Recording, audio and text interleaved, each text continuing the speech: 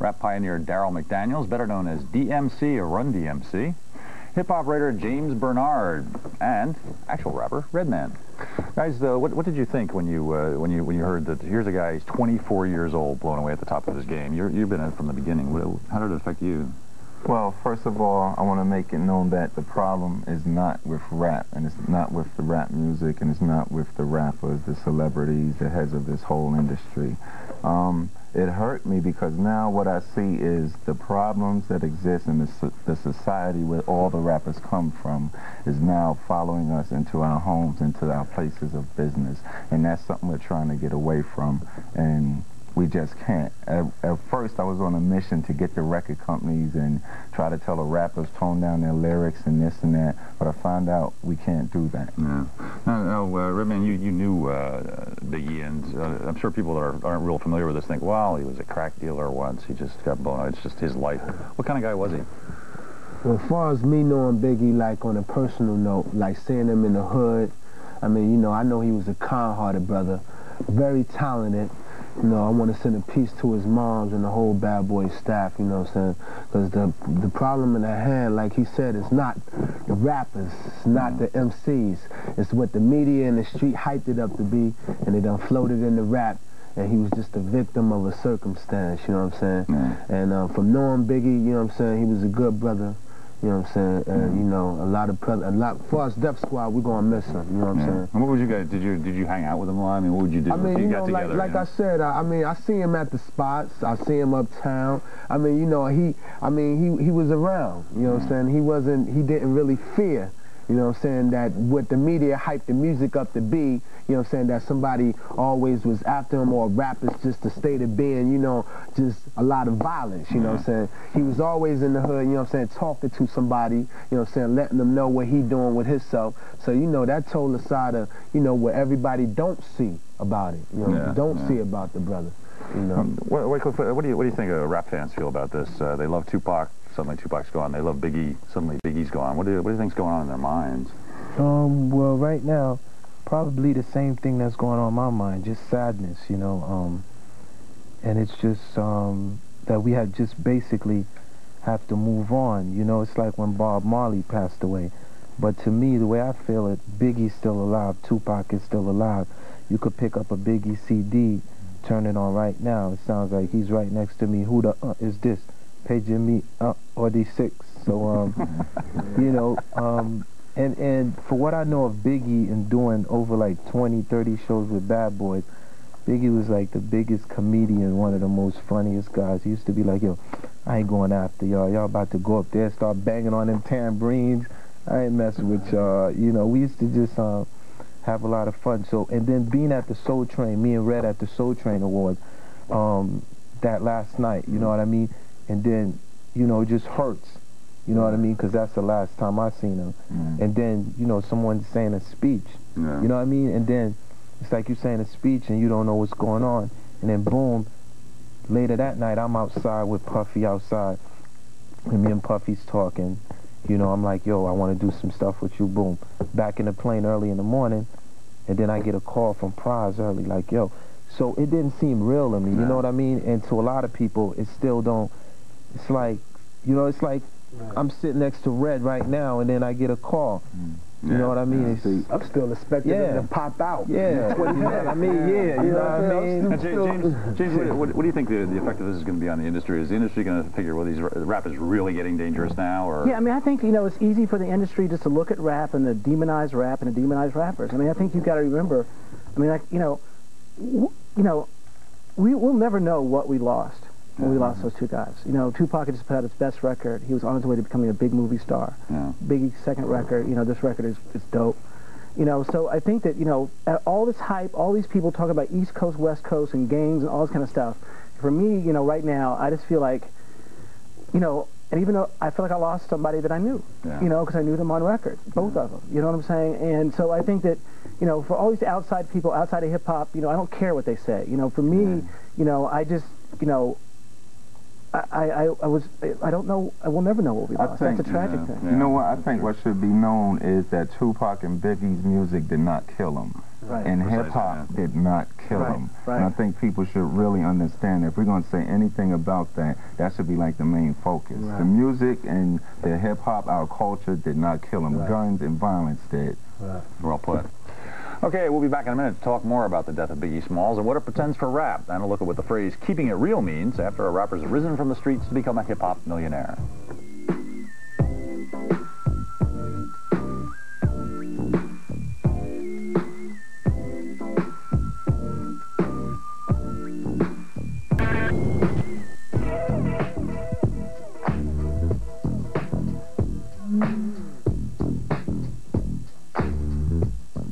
Welcome back to a roundtable on the state of rap. Rappers who turn out violent vignettes about street life, drugs, and murder often claim they're just keeping it real, but what exactly does that mean? Here's a survey. I made the change from a common thief to up close and personal with Robin Leach. And I'm far from cheap. I smoke with my peeps all day. Spread love, it's the Brooklyn way. Now, if I worked at McDonald's, you'll see the titles like, yo, burger and fries, my milkshake day. You know what I'm saying? The titles are special. Super size. You know what I'm saying? If I worked at Mickey D's, that's what my album will be about, Mickey D's. And who's thinking elementary? Hey, I see the penitentiary. Because we are role models, we have to be real. We can't live a fantasy life because then the kids gonna see that that's not their life. You know what I'm saying? I hate that I got to go through all these problems, but I love that it happened to me because my fans know that I'm real. You know what I'm saying? I get into the same problem. My fans go to jail just like me. You know what I'm saying? The guys that buy my album, they've been arrested wrongly just like me. They understand me. And they know due to the fact that what I'm saying is half the problem of what I'm going through. You know what I'm saying? So by being real, it's like they appreciate that more. You don't give up that. You don't give up the truth. You know what I'm saying? No more endo, gin and juice. I'm on my way to Chino, rolling on the Grey Goose. The situations we talk about come true all day, every day, because it's that we talking about that's going on. That's why we're talking about this. You know what I'm saying? And they like, we talking about, hey, we have a nice time, then get off the mic and go get shot at. We talking about motherfuckers getting shot at through the rap. So when it happens, they want to act like, bam, oh, somebody got killed. We telling you all along this was going to happen. I've been there, done that. You got guns? Yo, I got straps. A million motherfuckers on the planet Earth talk that hard bullshit, because that's all they worth, huh? A lot of people talk about keep it real, this and that. I mean, what's real is what you want to do, you know? Keeping it real doesn't mean you have to cuss on a record, use profanity, or, you know, talk about where you're from and this and that. Keeping it real is just being yourself, I think. You know, staying true to yourself, doing what you like. That's keeping it real as far as I'm concerned. Keeping it real. Redman, what does that mean to you, the phrase of keeping it real? Well, I don't really use keep it real as a phrase anymore, because I see, you know, as it got through the streets, it's just an excuse. You know what I mean? It's just an excuse for somebody to get over or something like that. A lot of people misinterpret keeping it real for keeping it blunt. You know, you got to be blunt with somebody, or you got to be actually, you know, telling the person, well, this and that, well, I want to be this and that, or I'm this and that, and that's keeping it real, or doing something that you don't normally do to prove to somebody that you hardcore, to keep it real to somebody. So, you know, it's just an excuse, and a lot of people out here misinterpret the whole fact of that. The phrase right there, so I don't even use keeping it real. Like Dr. Dre said, it's about being yourself. If you feel like coming outside, you know what I'm saying, with a flower shirt on, you know what I'm saying, that's your business. You know what I'm saying, handle your business. You know what I'm saying, that's just being you. You know what I mean? Darryl, what do you think when somebody says, you know, they're keeping it real and what they're saying is, I'd like to kill this other guy, or they're constantly pumping out violence? Do they have any responsibility for this, or are they simply reflecting the violence in life? Well, you know, right off, you know that they're reflecting it because they see it. The point is this person really involved with that, or they just want to be down, like Redman said.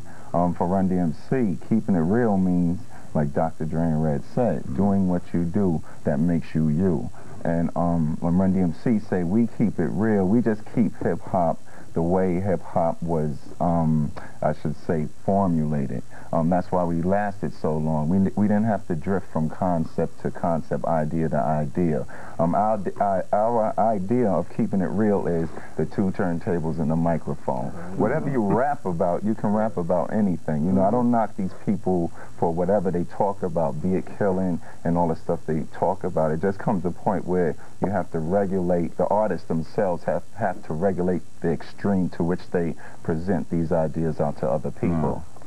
James, I know, and I'm sure you know some gangster rappers that have houses that look out on beautiful golf courses and are really doing pretty well, and yet they still keep this idea of keeping it real and being street and everything. Do you think they feel forced to do this by commercial considerations? Well, I mean, I think there are a couple things. I think one, you know, I agree with these guys. Keeping it real is being yourself. You know, I've only met Redman a couple times. You know, he probably doesn't remember, but I feel like I know him from the records. You know what I'm saying?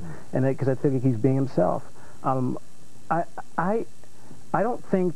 I think that you got to cut people some slack. You know what I'm saying? You don't change just because you get $1 million. Yeah. You know what I'm saying? You still want to, like, impress the same girls. You still want to go to the same clubs. You know what I'm saying? I was in L.A. like 3 or 4 years ago, in the height of their, you know, BBD. All 3 of them rolled up in, like, you know, matching, you know, Range Rovers together and stuff. And it's like, why these guys, you know, come to this party? And it's like, because they're 20-year-old black guys, and they want to, like, talk to the same people. You don't leave your neighborhood just because you get $1 million. You know what I'm saying?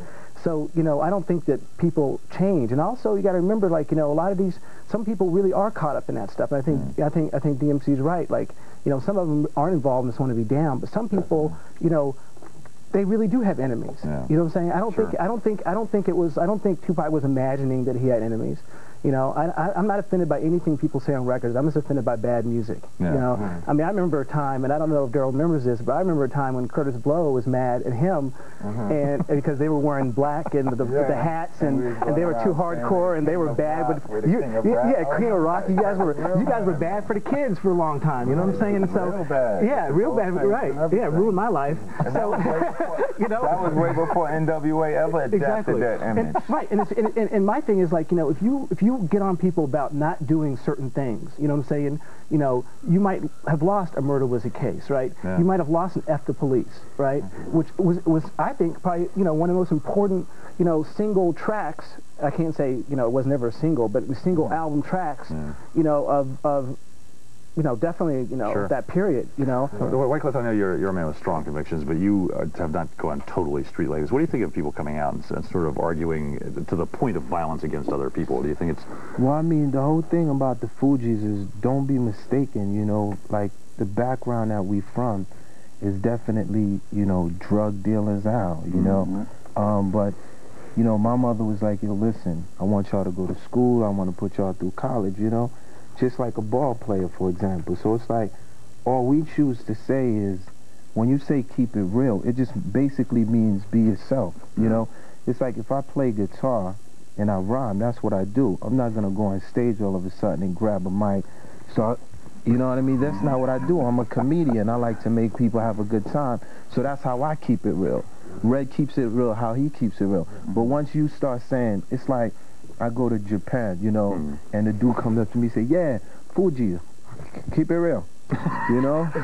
Australia, huh? Keep it real, you know, because they see us saying this, but they don't, you know, that's why I don't even say keep it real, because it's like, keeping it real to me means that, you know, we all from environments where it was 8 of us in one apartment, you know what I mean? And somehow Mom ended up getting me out of there, you know what I mean? And I'm here right now, so I'm keeping it real by showing kids that. And this is why I like Biggie Smalls so much. It's like, he showed that, you know what, you can do this and you can leave us behind no matter where and you move on. Exactly, and be where you at right now. Okay, we're gonna talk some more about the future of rap. Don't go away.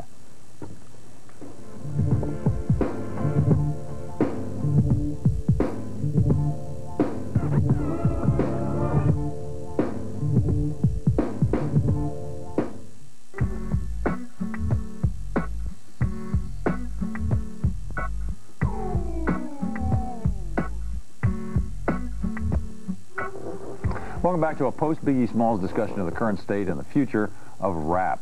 Rap has always had some gang involvement. Wycliffe, African Bambaataa was involved in gangs and stuff, so this is nothing new. What's new is people seem to be dying, maybe it's connected to it, Do you think there's any responsibility on the part of rap performers to maybe tone things down, or is that being unfair to rap as an art form?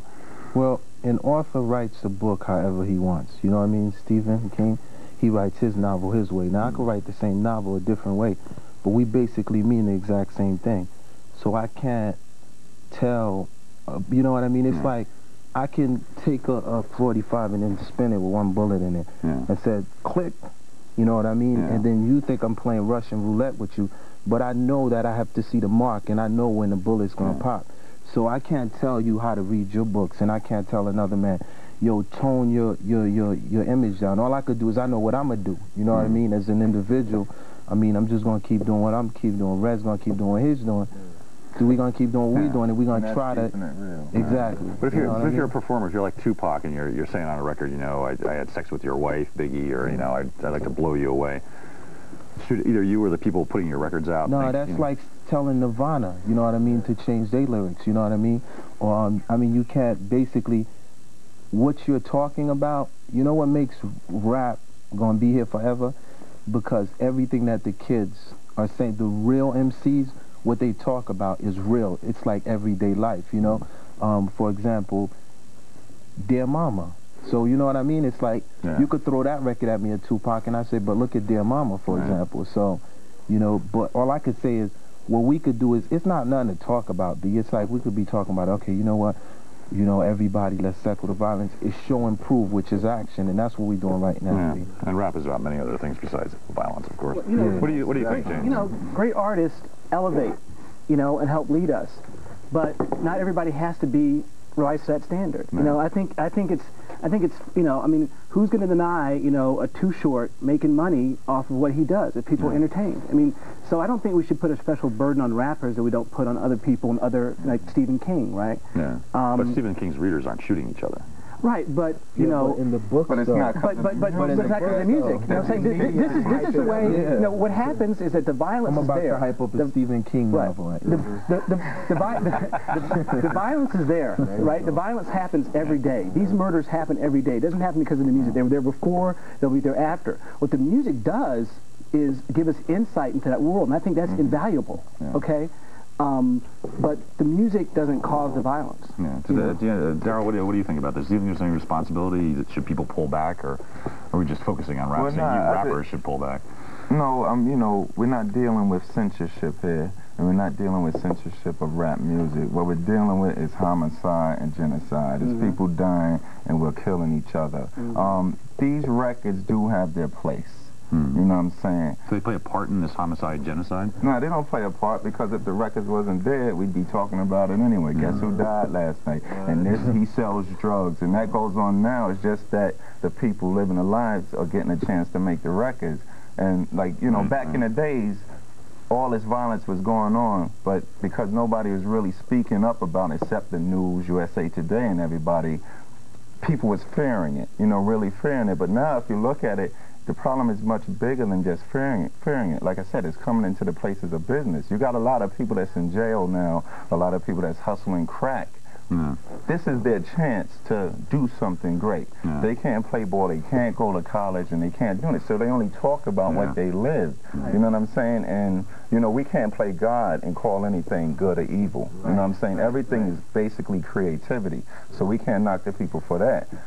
What we must do is address the problem. Let's remove the word rap, and let's remove the word music, and let's remove the word celebrity and deal with the people that's